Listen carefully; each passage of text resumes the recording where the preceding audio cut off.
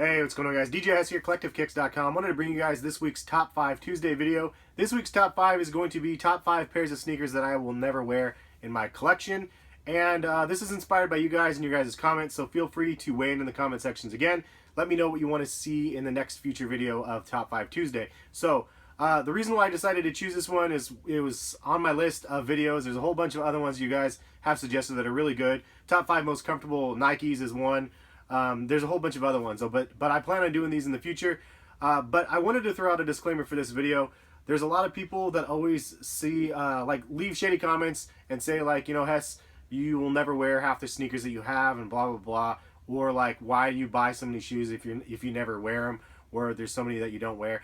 But I wanted to let you guys know that, like, just because I don't post an image of myself wearing sneakers on social media doesn't mean I don't wear those sneakers. And there's a lot of pairs of sneakers that I've shown in videos, and people are like, every one of those shoes is dead stock, and 5 out of the 6 have been worn.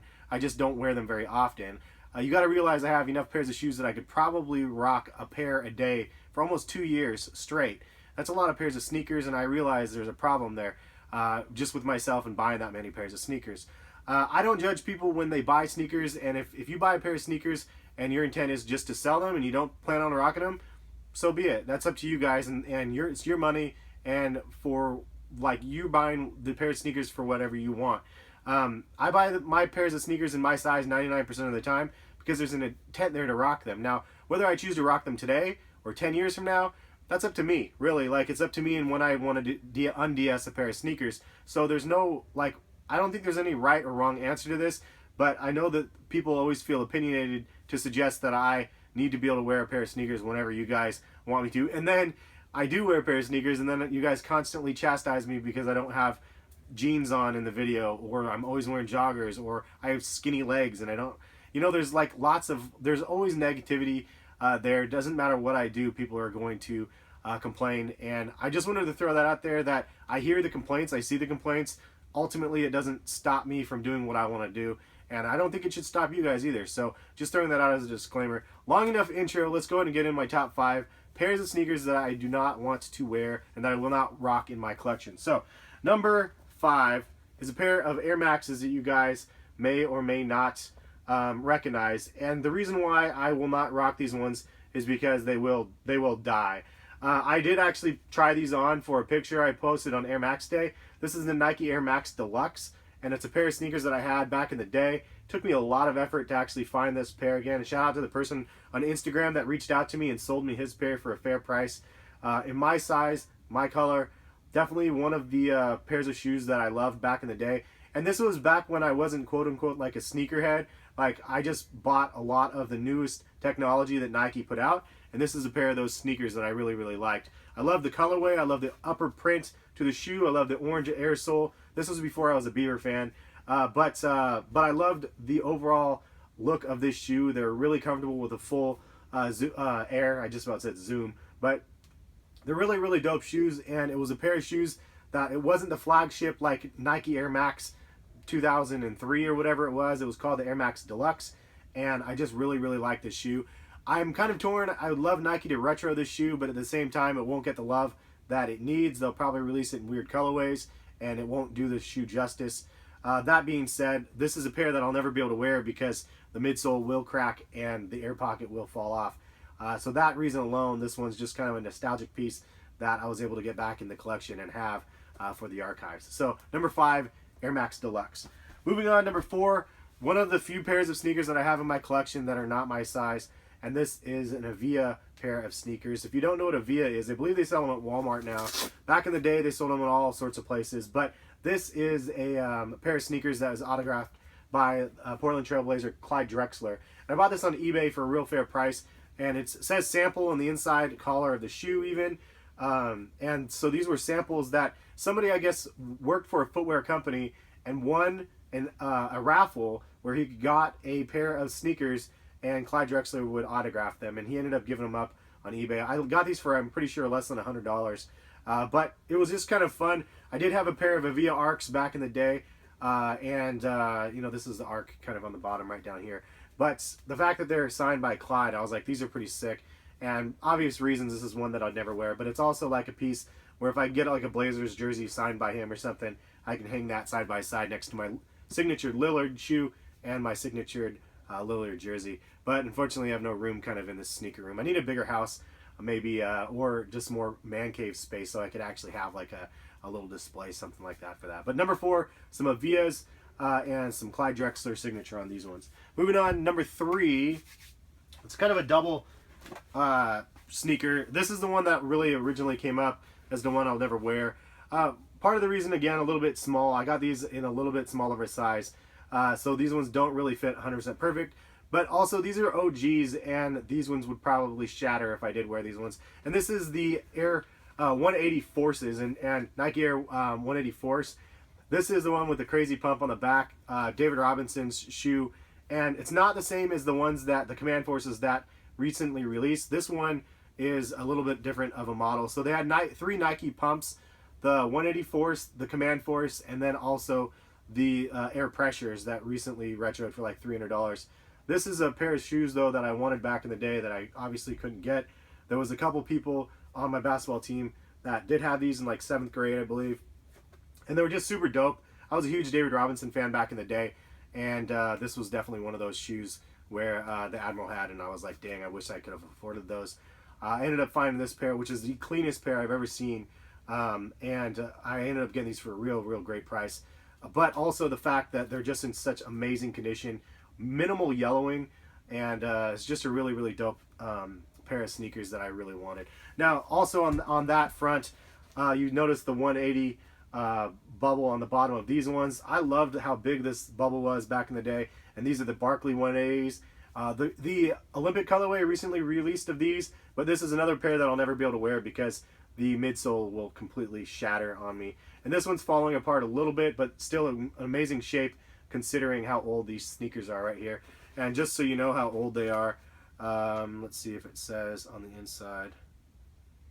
I don't know how to, 91 I believe. So, I mean, that's a long time ago. But this shoe's in great shape. It just, the midsole will crumble. And it's a pair of the OG Barkleys that I have next to the OG David Robinsons. So, number 3 spot goes to those two. Moving on, one that you guys have seen, number 2 spot. You guys have seen these ones quite a bit. And this is the Air Dynamic Flights. And this is the colorway I had when I was in like 7th or 8th grade, as well as the same size. It says 33 on the side right there for Pippen. And it was just a really fresh pair of sneakers that I was able to buy because these ones are on clearance. And I got these over whatever the Air Jordan was during that era because this is what I could afford. The fact that these were on clearance made it so I could actually afford them. And I bought my own sneakers in like 8th grade, 9th grade, and stuff like that. I mean, I worked a job since I was old enough to, basically. Yeah, so this is something I bought with my own money. I picked berries. I honestly did. I picked raspberries. Made hardly anything. Then I worked in like a retirement home and did the dishes and stuff like that as soon as I turned 16. So, or 15. I had a work permit back then. So I did what I could to try to get by, and this is kind of a reminder of that to myself, as I mentioned many times. So this is a number 2 spot. Love this shoe, but it's definitely one I don't plan on wearing because of the nostalgic value, and I definitely don't want to ruin this shoe because it took forever to find this one in my size. 5 years, something like that, in my size and the same colorway that I wanted. Alright guys, so the number 1 pair of sneakers that I have in my collection that I do not intend on wearing is a pair of sneakers that I actually got a double up on. So it is the Doernbecher 5, as you can see, designed by Issac, and you can see that I do have a pair that I rock.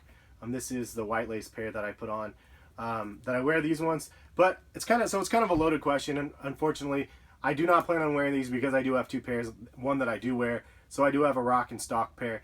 The stock pair, though, if I did not have the original one, these ones would be ones that I would just keep on ice. Reason why, for me, these are definitely kind of a reminder of life, in a sense.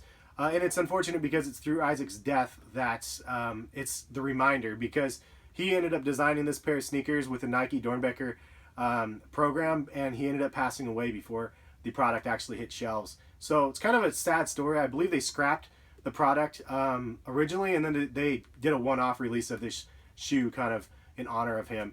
It has the years that he lived on and his initials on the back side of the tongue. Also, there's an all-over print of the shoe that has the poem that he wrote days before he ended up passing away.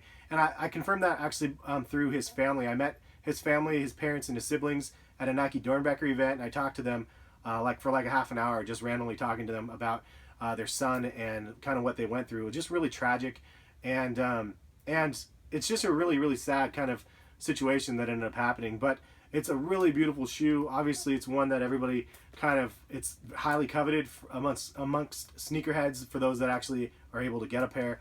It does come with a light here, a laser pointer, and also a black light, so you can actually see, because all of this glows in the dark. The sole glows in the dark, and any of the kind of the white parts glow, the lace lock, and they glow really, really bright. I mean, the soles do as well.